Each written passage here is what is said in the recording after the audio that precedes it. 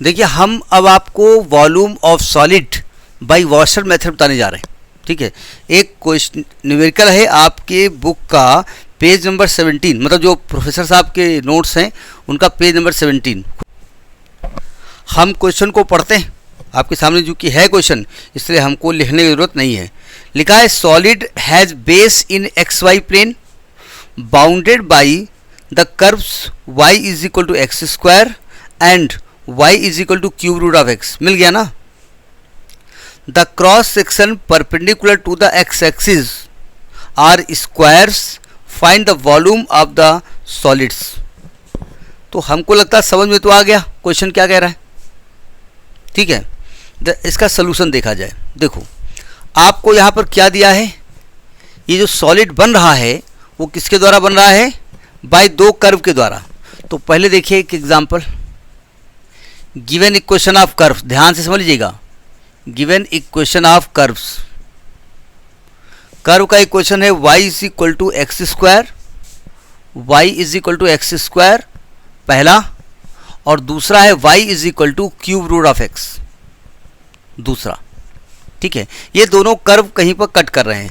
इस कर्व को तो आप पहचानते हो, पैराबोला है, और ये क्यूब रूट है, ये आइडिया से वैल्यू रख रख करके बनाया जाएगा। ठीक है, अब ये कहाँ पे कट करेंगे, इसके लिए आपको या तो एग्जैक्ट ग्राफ बनाइए आप, मतलब पॉइंट मान मान करके, और या आप सिंपली बाय अलजेब्रा मेथड इसका पॉइंट ऑफ इंटरसेक्शन निकालिए। कैसे निकालेंगे, साफ साफ दिख रहा है, इन दोनों को सॉल्व कर लिया जाए। सॉल्विंग इक्वेशन 1 एंड 2 सॉल्व कैसे करेंगे, दोनों का y सेम है ना, दोनों का लेफ्ट हैंड साइड सेम है, तो दोनों का आरएचएस सेम कर दें, कोई दिक्कत। यानी इसको क्या मैं cube root of x is equal to x square लिख सकता हूँ ना। अच्छा, क्यूब रूट हटेगा तो क्या हो जाएगा, x is equal to x power 6 हो जाएगा। एक मिनट, क्यूब रूट है ना क्वेश्चन में, क्यूब रूट है कि स्क्वायर रूट है, और उधर है y is equal to x square. ठीक है, तो इसको जब इधर लेके आओगे तो यहां हो जाएगा x माइनस एक्स की पावर 5 इज इक्वल टू 0। यहां से x कॉमन ले लोगे तो आएगा, क्या लिख रहा हूं, 6, तो 1 minus x power 5 is equal to 0, तो एक x का मान 0 आएगा। वैसे तो x की 6 वैल्यू निकलेंगी, ठीक है, लेकिन या 6 जगह तो इंटरसेक्ट करेगा नहीं। दूसरी वैल्यू कैसे निकालेंगे, दूसरा हम 1 माइनस एक्स पावर 5 बराबर 0 करेगी। क्या इसको फैक्टराइज कर सकते हैं आप, इसको फैक्टराइज किया जा सकता है, रिमाइंडर थ्योरम से किया जा सकता है ना। अगर x को 1 रख दें, putting x is equal to 1, तो 1 माइनस 1 बराबर 0 है, यानी x की 1 वैल्यू उसको सेटिस्फाई कर रही है ना। तो यानी कि here x is equal to एक वैल्यू 0 है और एक x की वैल्यू 1 है। अच्छा, जब x 0 होगा तो y का मान भी 0 होगा, रख के देख लो, यहाँ पर कहीं भी रख दो, यहाँ रख दो, यहाँ रख दो। और जब x 1 होगा तो y की वैल्यू वही 1 होगी। तो अगर मैं आपसे कहूँ कि इन दोनों का पॉइंट ऑफ इंटरसेक्शन क्या होगा, तो आप कहेंगे देखो एक तो 0,0 होगा, एक 1,1 होगा। यहाँ तक बात समझ में आई। स्टेप बाय स्टेप पकड़ते जाओ, इजी बहुत है। ठीक है, अच्छा अब ज़रा समझने की कोशिश करिए। अब ज़रा रफली हम कर्व को बनाते हैं। ये x एक्सिस है, ये y एक्सिस है, एक्स वाई प्लेन में कर्व मूव कर रहा है, पहला समझ लीजिएगा। ठीक है, ये वाला जो कर्व है आपका पैराबोला, वो क्या कुछ ऐसे नहीं बनेगा, ठीक है, और क्यूब रूट का जो बनता है वो लगभग वैसे बनता है जैसे स्क्वायर रूट का बनता है। तो अगर आपने 11th क्लास में जब आपने फंक्शन पढ़ा होगा तो वहाँ पर स्क्वायर रूट और क्यूब रूट का फंक्शन था। ठीक है, तो क्यूब रूट का कुछ ऐसे बनता है। ठीक है, यानी कि नीचे वाला जो कर्व है वो है y बराबर एक्स स्क्वायर, और ऊपर वाला जो कर्व है वो है y बराबर क्यूब रूट ऑफ x। ठीक, ये पॉइंट है 0,0 और ये पॉइंट है 1,1। यहाँ तक आप क्वेश्चन पहचान गए। ठीक है, अब जरा समझिएगा, अब आपसे क्वेश्चन क्या कह रहा है। क्वेश्चन कह रहा है कि the cross section is perpendicular to the x axis are square. ठीक, और कुछ बोल रहा है क्या? एक पार्ट और इसका, एक पार्ट और है, वो बात की बात है। अब देखो जरा ध्यान से, इसको किस एक्सिस के चारों ओर घुमाया जा रहा है? जब क्वेश्चन पढ़िए, इसको किस एक्सिस के चारों तरफ घुमाया जा रहा है? वाई के चारों तरफ हैं, एक्स तरफ घुमाया जा रहा है ना। अब सुनिए ध्यान से, इसका क्रॉस सेक्शन देखिए जरा ध्यान से, ये इसका क्रॉस सेक्शन है और ये बहुत नज़दीक हमने बनाया हुआ है और ये कह रहे हैं स्क्वायर है। ठीक है, क्वेश्चन क्या कह रहा है? The cross section is square और कहते हैं cross section perpendicular to the x axis. अब जरा लफड़ा समझिएगा, ये थोड़ा गड़बड़ है। देखो एक्चुअली में मैं एक स्क्वायर ले लेता हूँ, ये इसका क्रॉस सेक्शन है, ठीक है, वो कुछ ज़्यादा बड़ा है। ये ऐसे क्रॉस सेक्शन दिखाया गया है, ये ऐसे क्रॉस सेक्शन दिखाया गया है, ठीक है, यानी एक्स एक्सिस इसके परपेंडिकुलर ऐसे जा रहा है। ठीक है, तो क्या हम बोर्ड पे ऐसे बना नहीं सकते? तो इसका अलग से क्रॉस सेक्शन निकाल के हम दिखाते हैं, ज़रा समझने की कोशिश करिए। ये रब कर दें ये वाला, बहुत ध्यान से समझिएगा, थोड़ा टेक्निकल है। ठीक है, क्योंकि इस क्रॉस सेक्शन का एरिया निकालना पड़ेगा। ठीक, हमने इस क्रॉस सेक्शन के ऊपर वाले पार्ट को ए मान लिया, नीचे वाले पार्ट को बी मान लिया। ठीक है, और मैंने फिलहाल यहाँ से इसको मिला दिया। अब इसका एक क्रॉस सेक्शन अलग से बनाते हैं, इसको कहा जाता है टिपिकल क्रॉस सेक्शन। मतलब अलग से जब बनाया जाता है तो इसको टिपिकल क्रॉस सेक्शन कहा जाता है। टिपिकल क्रॉस सेक्शन, जरा समझने की कोशिश करो, बस ये पकड़ में आ गया तो सब आ गया आपको। ये जो स्क्वायर है हमने इसको ऐसे दिखा दिया सीधे। ठीक है, कोई दिक्कत? और एक्स एक्सिस इसके परपेंडिकुलर है। ठीक है, तो देखिए अगर मैं इसको ऐसे यहाँ पर ऐसे खींच दूँ, ऐसे खींच दूँ, ठीक है, और मैं इसको ओरिजिन मान लूँ और ये मैं ऐसे क्रॉस लगा दूँ, इसको लिख दूँ एक्स एक्सिस, लिख सकता हूँ? नहीं समझ में आई बात? चलते हैं आप मैग्नेटिक फील्ड में। जब मैग्नेटिक फील्ड को परपेंडिकुलर टू द बोर्ड हमको दिखाना होता था तो हम या तो क्रॉस से दिखाते थे या तो डॉट से दिखाते थे, याद है ना? डॉट में इनवर्ड होता था और क्रॉस में आउटवर्ड होता था। दोनों ही केसेस में जो हमारा मैग्नेटिक फील्ड होता था वो बोर्ड के परपेंडिकुलर होता था, याद है ना? अच्छा, अब हम इसको वैल्यू ज़्यादा देखिए ध्यान से, ये कर्व आपको दिख रहा है, ये नीचे वाला। अच्छा, ये नीचे वाला कर्व अगर मैं यहाँ पर कोई पॉइंट मान लूँ तो मैं कहूँ यहाँ से ये दूरी कितनी है, तो क्या कहेंगे? ये वाली दूरी y बराबर एक्स स्क्वायर है। यानी अगर फिर समझिएगा, अगर मैं यहाँ पर x कोऑर्डिनेट x मान लूँ तो यहाँ पर y कोऑर्डिनेट एक्स स्क्वायर आएगा? y बराबर एक्स स्क्वायर नहीं आएगा। अच्छा, मैं कहूँ अगर यहाँ पर x कोऑर्डिनेट x है तो यहाँ पर y कोऑर्डिनेट क्या आएगा? क्यूब रूट ऑफ x आएगा। अब जरा दूसरी तरीके से समझिएगा, ये जो टिपिकल क्रॉस सेक्शन आपने माना है, इसका नाम दे दो। इसका नाम मैं ए बी दे रहा हूँ। ए दूर है, बी नज़दीक है, इसलिए मैं दे रहा हूँ।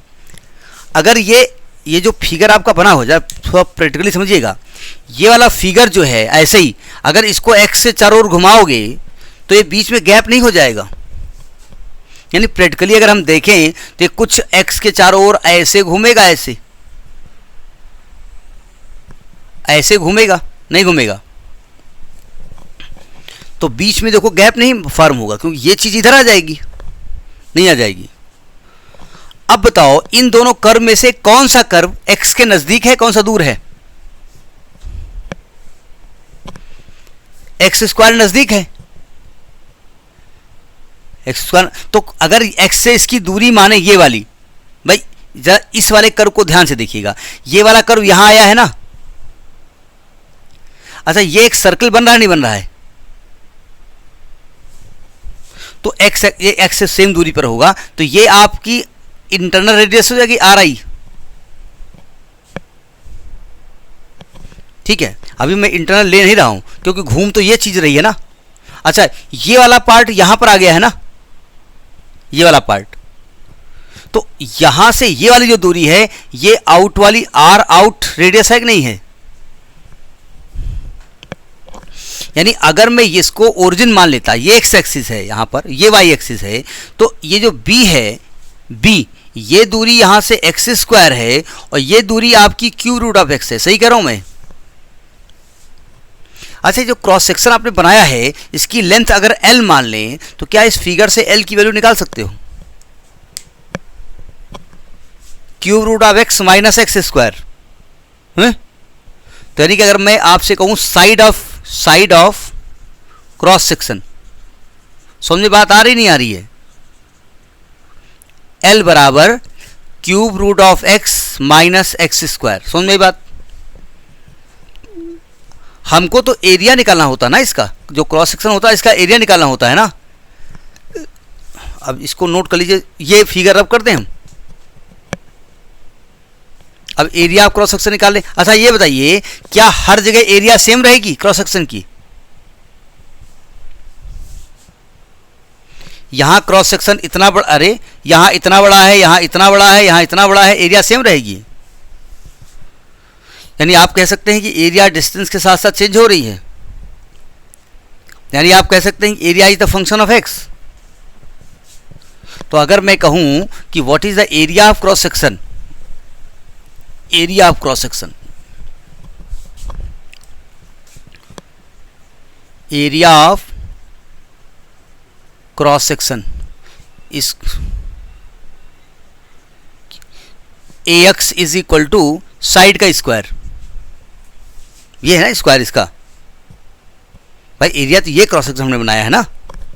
तो यानी कि L की वैल्यू क्या निकली है? Cube root of x minus x square का होल स्क्वायर। इसको निकाल सकते हैं आप, खोल दीजिए। क्यूब रूट ऑफ एक्स का whole square plus x square का square x power 4 minus 2 into cube root of x into x square. यानी ये आएगा एक्स की पावर 2/3 प्लस एक्स की पावर 4 माइनस 2 इंटू एक्स की पावर ये है 2 प्लस 1/3 7/3। ठीक है। अब आपको क्या निकालना है? Volume of solid generated. Graph बेकार, थोड़ा दोबारा देख लीजिएगा। ये आपने बनाया था, ये आपने बनाया था, ये कर्व यहाँ से यहाँ तक है ना, ये 0 0 था, ये 1 1 था और ये आपका एरिया था जो आपने स्ट्रिप डाली थी। तो इसकी लिमिट 0 to 1 हो जाएगी। यानी अगर हम आपसे कहें कि निकालिए वॉल्यूम ऑफ सॉलिड जनरेटेड, तो AX dx हो जाएगा ना 0 to 1। तो volume of solid generated V is equal to integral AX dx limit 0 से 1, इंटीग्रल 0 to 1। AX के लिए आप निकाल चुके हैं, x की पावर 2/3। कैलकुलेशन देख लीजिए कहीं गलत ना हो जाए। x की पावर 2/3 प्लस x की पावर 4 माइनस 2 इंटू एक्स की पावर 7/3 dx। अब इसको इंटीग्रेट कर दिया जाए तो यह आएगा x की पावर 2/3 प्लस 1 बोले तो 5/3 अपान 3/5 प्लस x की पावर 5/5 माइनस 2 x की पावर 7/3 प्लस 1 10/3 अपान 10/3 ऊपर जाएगा, यानी 3/6/10। और यहाँ पर लिमिट लिख देंगे 0 से 1। ठीक है।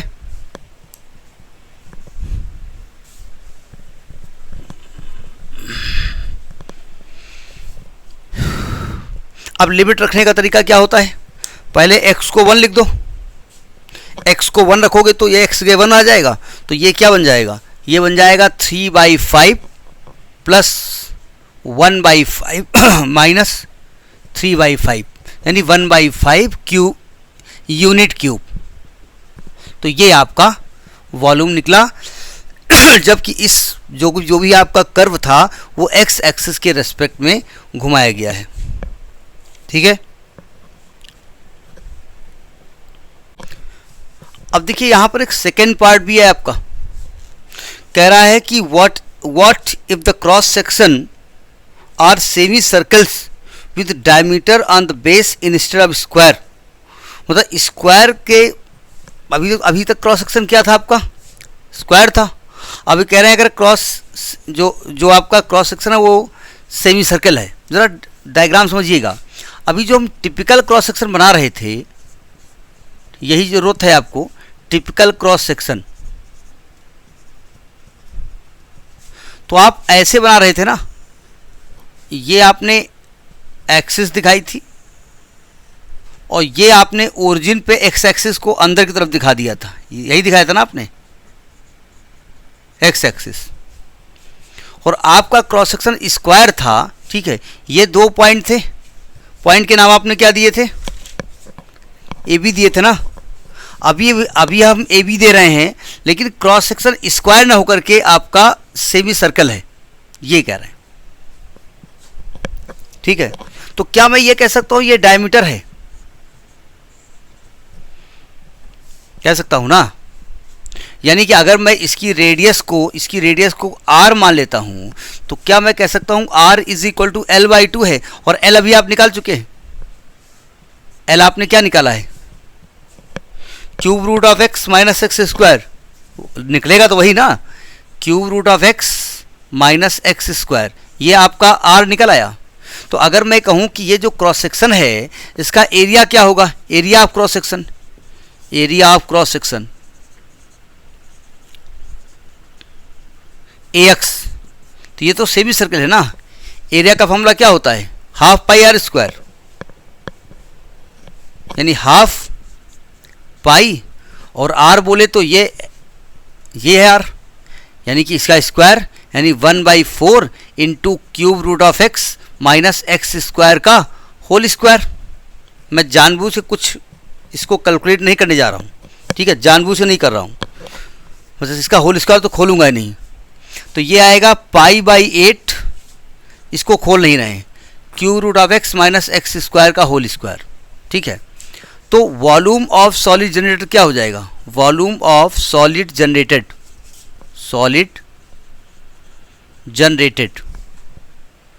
डायग्राम रब कर दें, डायग्राम जरूरत तो अब है नहीं।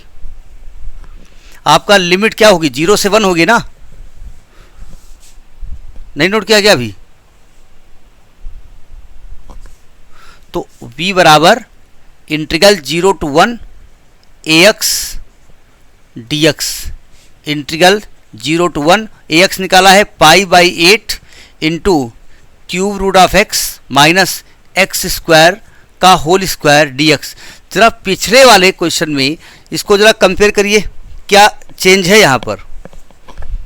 देखो π/8 अगर हम बाहर लिख दें तो क्या ये रिजल्ट पिछला वाला सेम है, इसकी वैल्यू क्या आई थी 1/5, तो अगर इंटू 1/5 कर दें तो यह π/40 यूनिट क्यूब नहीं हो जाएगा, हो गया। समझ में आई बात, नहीं आई। ये जो क्रॉस सेक्शन का लफड़ा है, समझ में आया, थोड़ा प्रैक्टिकली समझना पड़ेगा। समझ में आ गई बात, ठीक है, ठीक, ओके।